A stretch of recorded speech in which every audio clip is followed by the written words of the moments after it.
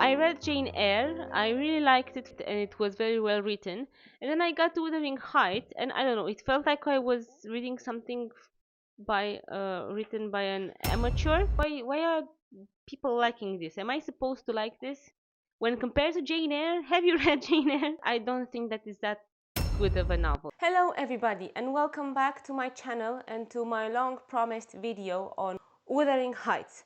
I know I promised it, I think, a couple of months back, and finally I'm here with my analysis after rereading this book for a second time. As you've seen in the beginning of the video, I briefly talked about this novel before when I made my list of books I hate or thoroughly disliked. If you've watched my other stuff, you know that there was another book on that list that I revisited, and that was Donna Tartt's The Secret History. And since I do believe in second chances, I thought that why not revisit this novel as well, since it's been a while since I read it, and maybe growing up my opinions on it will be different. Just for a little bit of context, in the year 2020, the first news of this new virus that threatens to become a worldwide pandemic coincided with the beginning of my Victorian literature course. When the Victorian literature course started, we weren't yet at the level of the pandemic, so we were still going to classes, and I must admit I felt pretty overwhelmed because it was the only course I had throughout my English literature degree where I had to basically read one novel per week. And now I'm not complaining necessarily about that. Obviously I chose to study literature because I love reading, but that combined with other readings I had for other courses, it felt pretty overwhelming, especially since the novels we had to read weren't that short, and at that time, while I did have a pretty good English level, I wasn't able to read as effortlessly as I'm able to read now. So safe to say, I was starting to panic, and I was starting to look for audiobooks so I could listen to the novels while going to university or while doing dishes, because in order to keep up with the rhythm, I needed to constantly be listening or constantly be reading something. So after I downloaded all my audiobooks and started to make my plan as to how I'm going to tackle this reading rhythm, the pandemic hit. Everything closed, all the classes were moved online. So that meant that my schedule was all of a sudden freed up, which gave me the time I needed to catch up and read these novels. So this was the background of my first meeting with the Brontë sisters. Of course, they were studied together. We first studied Charlotte's Jane Eyre, and then we moved on to Emily's Wuthering Heights. So that is the order I read them in, and I read them back to back. As I said before, I loved Jane Eyre. I was mesmerized with the fluidity of her writing, with the emotional richness of her protagonist. It was a novel that was also very molded on my personal preferences when it comes to literature. So I was enamored with it the first time I read it. Jumping from Jane Eyre to Wuthering Heights, and given that they are of the same time and they are from the same family, I expected the same kind of novel from Emily Bronte's novel. Now, I think there are a few things that can ruin a reading experience more than the wrong expectations. Because when you go into a novel with some preconceived notions of what it should be, and those expectations aren't met, no matter how good the novel is, there will be disappointment involved with the reading experience.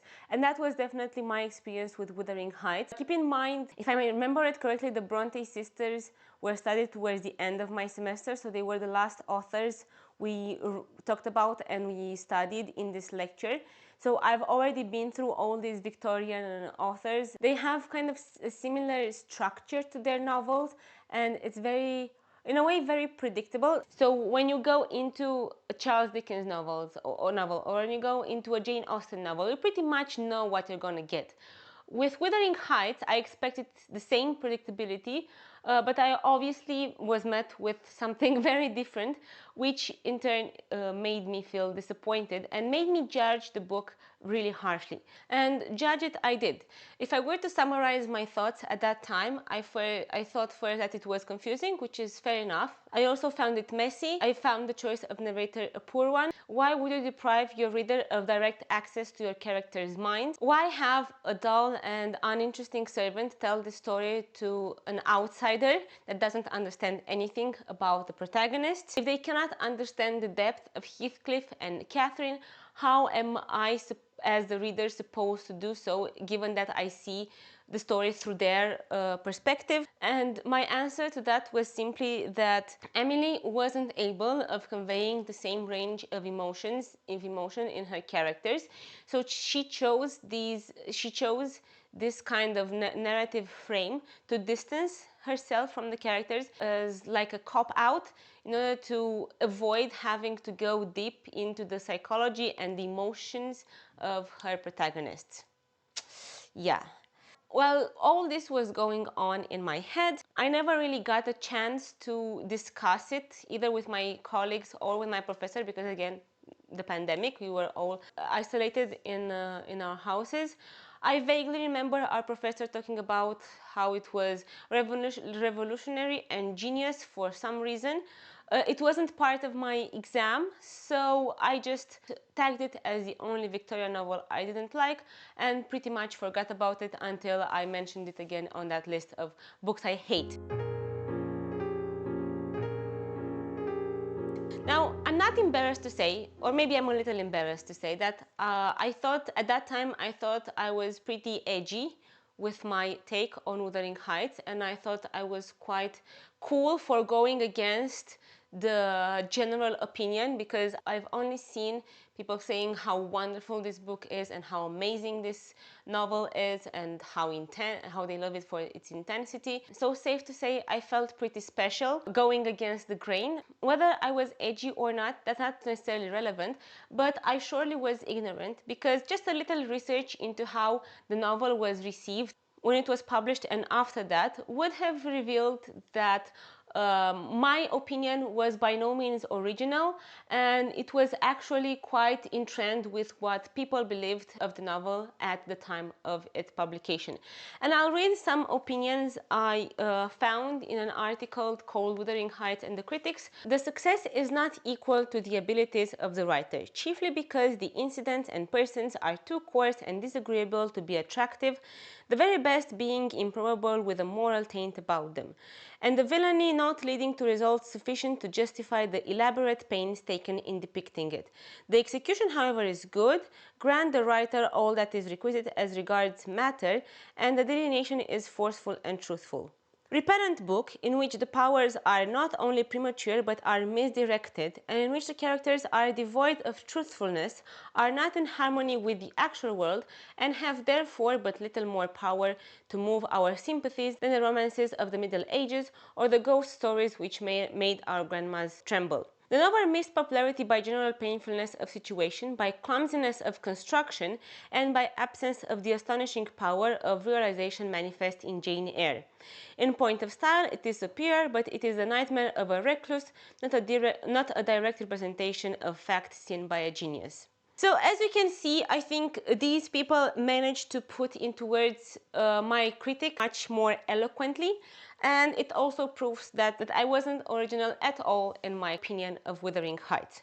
Now, I know I didn't paint my younger self in a very favorable light, and look, I am the first one to admit that I was very ignorant, and I also have no problem in recognizing that being in my second year of my bachelor degree, I didn't have the experience needed to appreciate this kind of work. And I was quick to dismiss this novel just because it didn't fit my idea of what a Victorian novel should be, which I find very ironic given that the whole purpose of this book is to break free from the preconceived ideas of what a novel should be, but I digress. That being said, if there is a trait that I like to pride myself in, I have the willingness to revisit my ideas and pass them through the new filters I create for myself as I'm growing up and as I'm learning more. So that's exactly what I want to do in this video. I also must admit that the movie coming out and this whole rekindled conversation on Wuthering Heights gave me another impulse in revisiting the novel and seeing whether my first impressions hold true, or whether I changed in any way. And I'm glad I gave this novel a second chance, because I think I really overlooked a very interesting and intriguing piece of literature. But before I get into the analysis, I have something that I need to take off my chest. Emily Brontë, wherever you may be, I'd like you to know that I am deeply sorry for being ignorant and for judging you for being original and daring to go outside the preconceived ideas of what literature and what novels should be. And as a sibling myself, I'm also deeply embarrassed and ashamed that I compared and pitted you against your sister, deeming her the more superior one. Let's get into my analysis on Wuthering Heights, and hopefully helping other Wuthering Heights haters give this book a second chance and looking at it through a different lens. But before that, what is Wuthering Heights though? And just a warning for potential spoilers for a 200-year-old book. Wuthering Heights was the only novel published by Emily Brontë. It was published in 1847 under a pseudonym because at that time women weren't really appreciated for writing novels. It tells the story of two families, Earnshaw and Linton, living on two neighboring estates, Wuthering Heights and Thrushcross Grange. The story is told from the point of view of Mr. Lockwood, who is a new tenant and who arrives on the estate in 1801, finding a very weird and a very strange atmosphere and being baffled by his host's manners. Understandably confused, he starts talking to one of the servants, Ellen Dean, who we'll call Nellie from now on, who begins to tell him the story of the family. Now, the Earnshaw family had two children, Catherine and Hindley. At some point, Mr. Earnshaw, so that's Catherine's father, comes back from a trip with an orphan boy whom he names Heathcliff, and he starts raising Heathcliff as his own child. So the three kids start to grow up together, and as they grow up and spend time together, on one hand we have a deep connection blossoming between Catherine and Heathcliff, and on the other hand a very hostile conflict developing between Heathcliff and Hindley. At some point, Mr. Earnshaw dies. Hindley inherits the estate and he takes over it, and he uses this new power to degrade Heathcliff and basically make him one of the servants. Around the same time, Catherine starts to spend more and more time with the siblings from the neighboring estate called Edgar and Isabella, who are quite opposite from how Catherine was raised. So if Catherine and Heathcliff were these wild children being very minimally contained, Edgar and Isabella of the Linton family, they are raised really properly, so they have this, they are part of the polite society. And Catherine, as she grows up, starts to be fascinated by that, and she starts to want to be integrated in their society. Eventually, Catherine agrees to marry Edgar, not necessarily because she loves him, but really because she becomes painfully aware that that is her only way of having a decent living, given that he didn't have any claim on her father's estate. Hearing the news of Catherine's engagement to Edgar, Heathcliff gets very upset and he decides to leave Wuthering Heights for a number of years. After the years pass, Heathcliff comes back, having accumulated some wealth and determined to get his revenge on Hindley for wronging him when they were younger. Obviously, Heathcliff coming back destabilizes the whole microcosm of the novel. Heated conflicts start to arise between Heathcliff and Catherine. At some point, Catherine gets sick and she dies, but not before giving birth to young Catherine, which I'll call Kathy, who becomes this stabilizer in this universe. That being said, after Catherine dies, Heathcliff becomes even more ruthless in him trying to get revenge. He does everything in his power to take control of both Wuthering Heights and Thrushcross Grange, which he manages to do. But in the end, after Heathcliff dies and the universe finds its peace, Kathy comes to be the head of the two estates. Now, having reviewed the story, let's get into what does it actually mean and why should someone take the pains to read and try to understand this novel. Like I said before, this book clearly strays away from the conventional Victorian novel. Its characters and language, while beautiful, they are really harsh and very direct. It creates this strange atmosphere that is quite confusing because you don't really know what to make of everything that's happening. And I think obviously that's very intentional, because if you think about Victorian society, the very act of a woman writing a novel is a step outside the conventions of society. And I think Emily in this novel tells the story of people like women, servants, non-white people who are marginalized and who are looking for an escape from the strict confines of society. I think almost everybody reading Wuthering Heights for the first time notices, based on my very minuscule survey I've done on some friends that read it, is that something is different about this novel. From the narrative frame to the impulsive nature of the protagonist, writing that at the same time flows beautifully, but it can be very direct and harsh at times. All these elements come together to create a very interesting experience, albeit a confusing one. I think, what they also do is put the reader in a tough spot. Firstly, because you don't really know who to trust. Well, our main narrator, Mr. Lockwood, admits from the very first pages that he is unreliable, so we don't know exactly what to make of his story. But secondly, I think, as ignorant as I might have been in my first reaction to this novel, I think there was some truth behind them, because you don't really know what to make of the characters' intentions, reactions, and purpose. At some point, it just feels like they are self-sabotaging, and by making themselves miserable, they make all the people around them miserable as a result. I also think reading something generally, we want to find someone to side to. Usually that is the protagonist, but if not the protagonist, then I think we instinctively look for other characters that ground us and that we can trust. Whereas in Wuthering Heights, it's very difficult to find someone like that, because at some point in the story, every character does something that contributes to this sense of chaos and disorder. And look, I definitely struggled with this, but here I think the problem obviously is not the novel itself, but our perception of it, and like I said, what we expect of it. Because yes, if you expect from Wuthering Heights to be like Jane Eyre, you are going to encounter those feelings of confusion, because it's so easy to side with Jane Eyre in the novel. It's so easy to be on her side.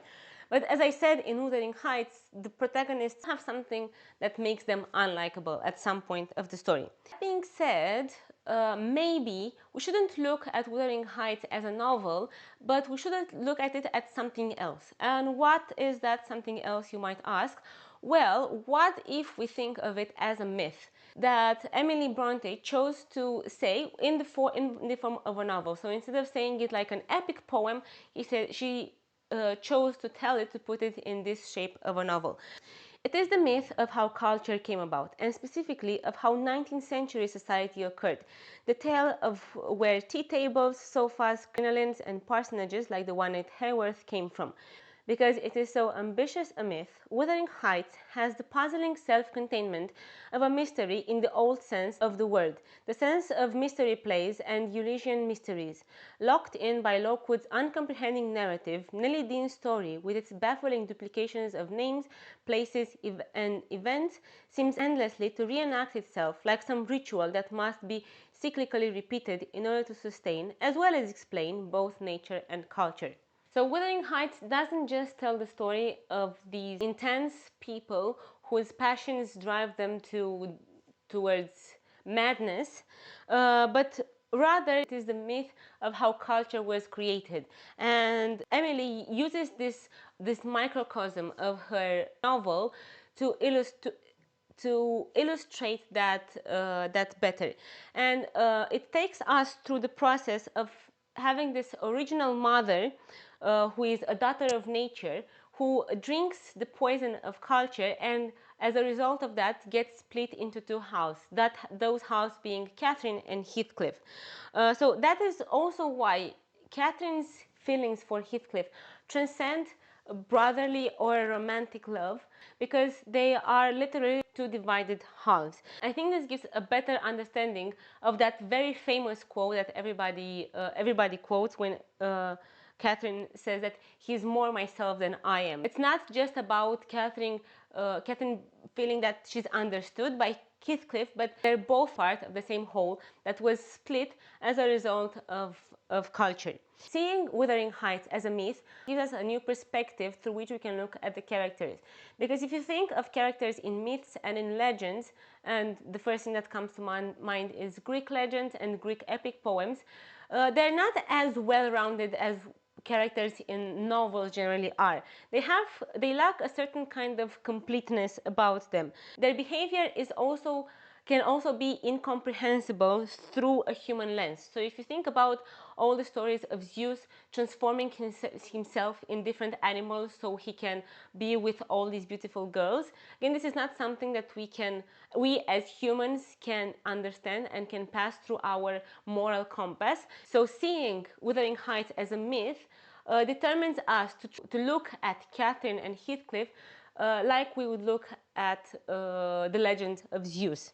And I think this is also why, if we compare them to Jane Eyre, expecting the same thing, we could be led to assume, and I was definitely led to assume, that Emily failed at something, when in actuality the comparison is wrong in the first place, because she had a different purpose with her novel. And her characters are meant to be transcendent of the way we as humans see the world and morality. Heathcliff is no more ethically relevant than is Flood or Earthquake or Whirlwind. It is as impossible to speak of him in terms of sin and guilt as it is to speak in this way of natural elements or the creatures of the animal world. In him, the type reverts to a more ancient mythology and to an earlier symbolism.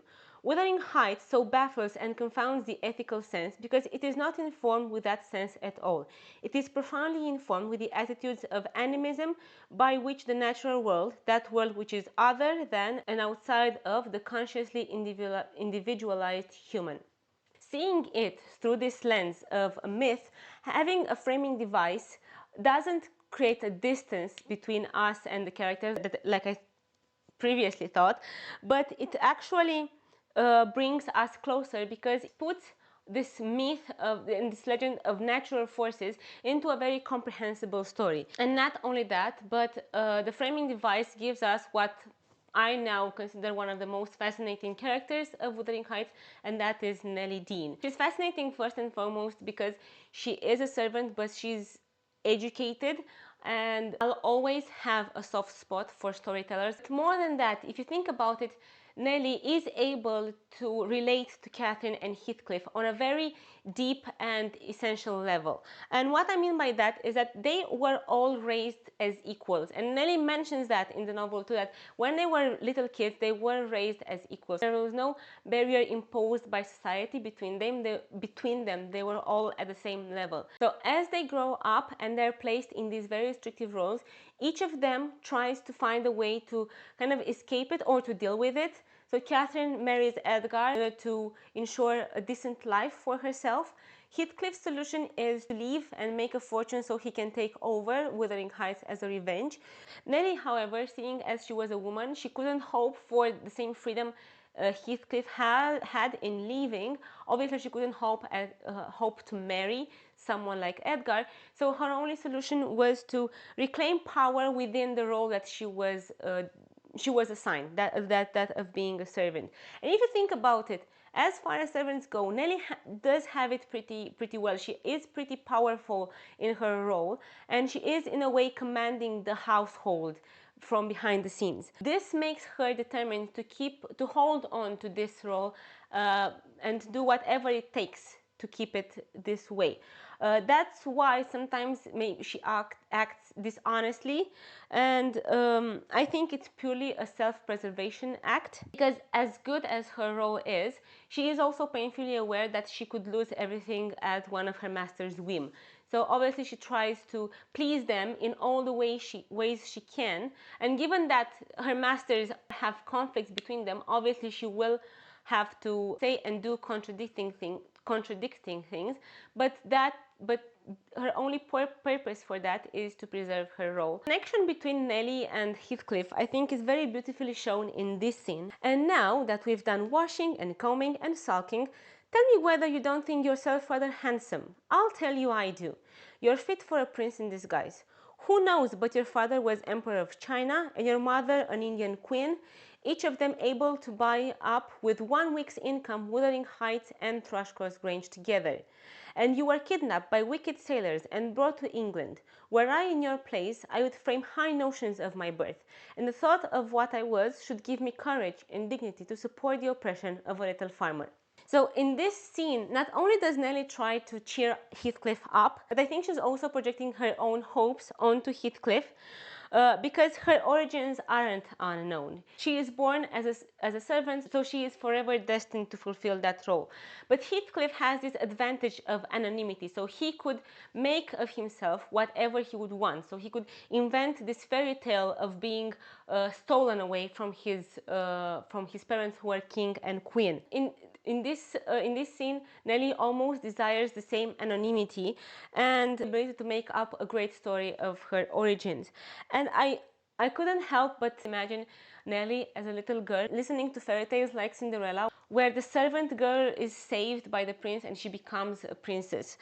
So she's definitely projecting this onto Heathcliff, because Heathcliff does have the possibility of fulfilling his fairy tale, let's say. As much as Nellie can relate to both Catherine and Heathcliff, the more they grow up into their designated roles, I think the more distance starts to be between them, which becomes apparent when Catherine gets sick and Nellie has to take care of her.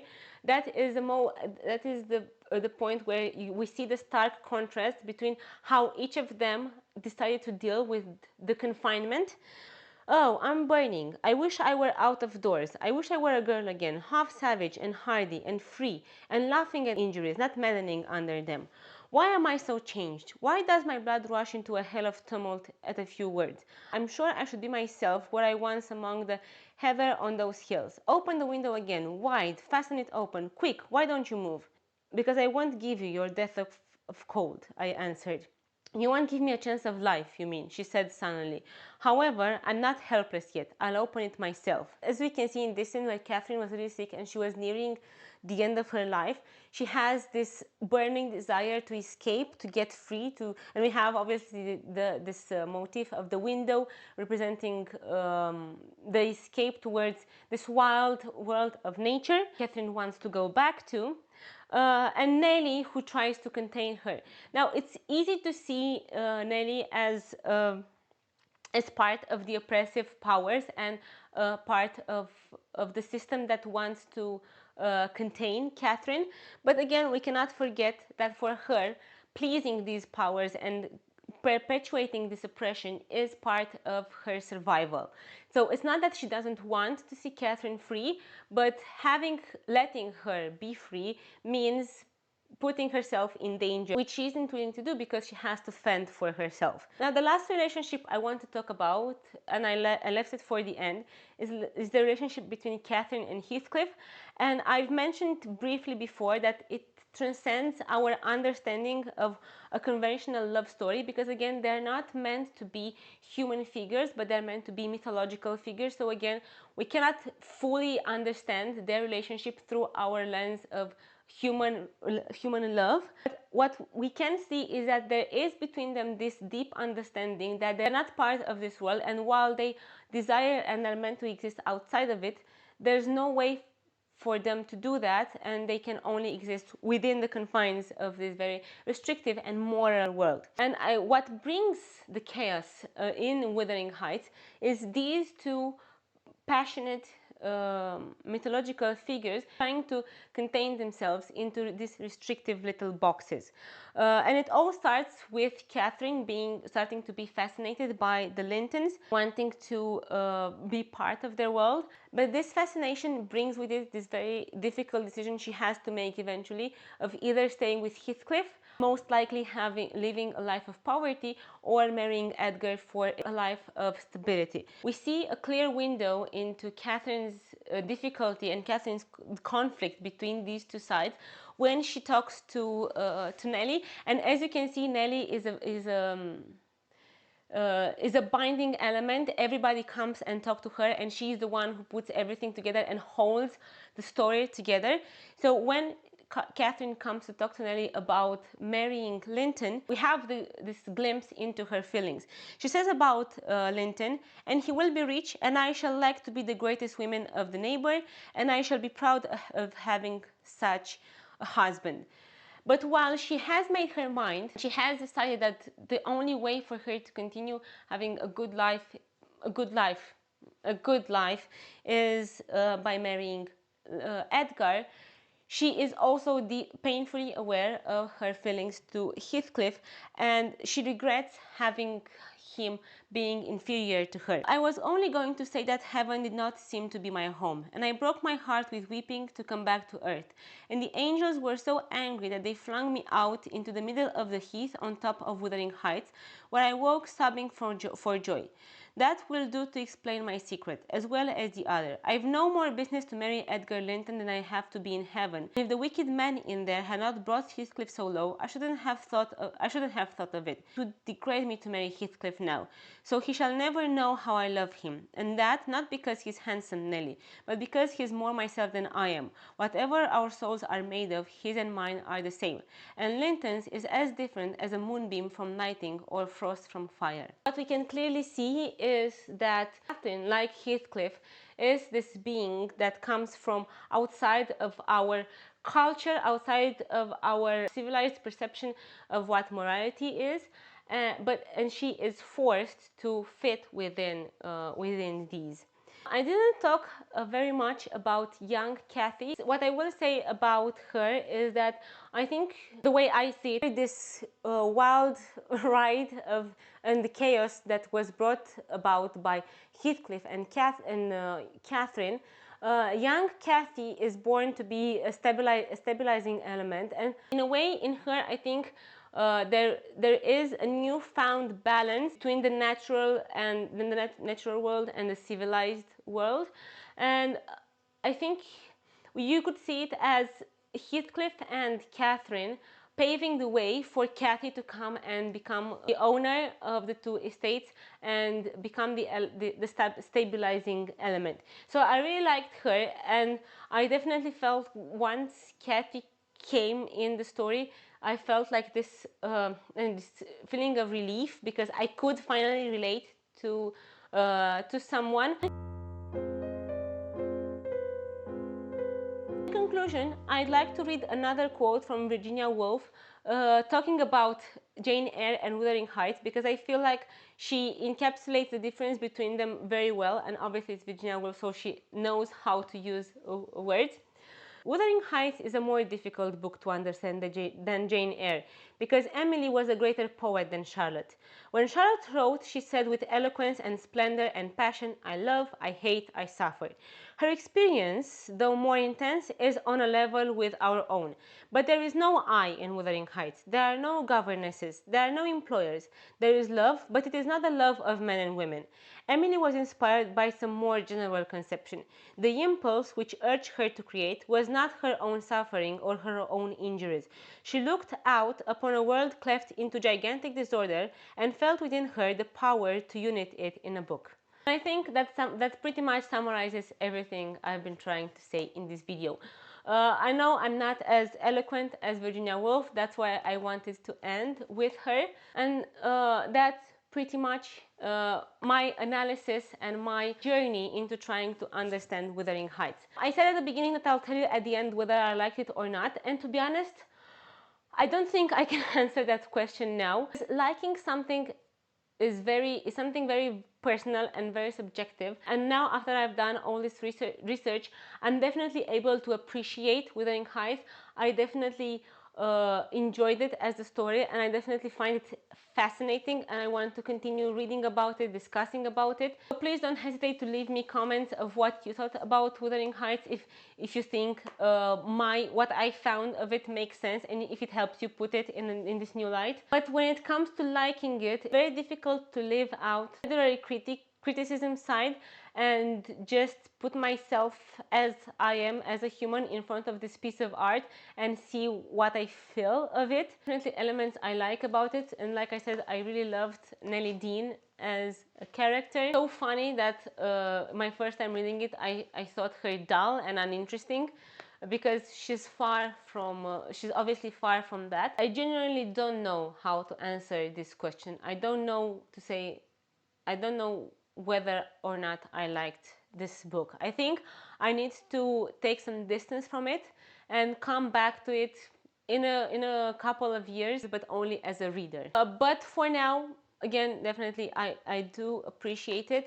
I do want to reread it at some point, come back to it, because I cannot help but think of it like a poem, like the Iliad or the Odyssey. It's just in novel form, but it's like a poem, so in that it has so much meaning behind it that every time you read it you can get something else out of it. But for now, my conclusion is that I appreciate it, and I am ashamed of my youthful ignorance the first time I read it, and I do recommend you read it, but keeping in mind that you have to manage your expectations. And especially now with the film, where it's been marketed like this amazing love story, and it reminds me a lot of how Lolita is marketed as a love story. It's not the same thing, so they're two very different stories. But look, again, yes, you can see it in a way as a love story. But you have to keep in mind that the kind of love you'll find in Wuthering Heights is not the kind of love that you find in Jane Eyre. So I think if you go into it with seeing this, with looking for this romantic story, you will be very disappointed, and you'll also overlook what's amazing about this novel. So keep that in mind if you want to read it, especially now that, again, it's regained popularity because of the film.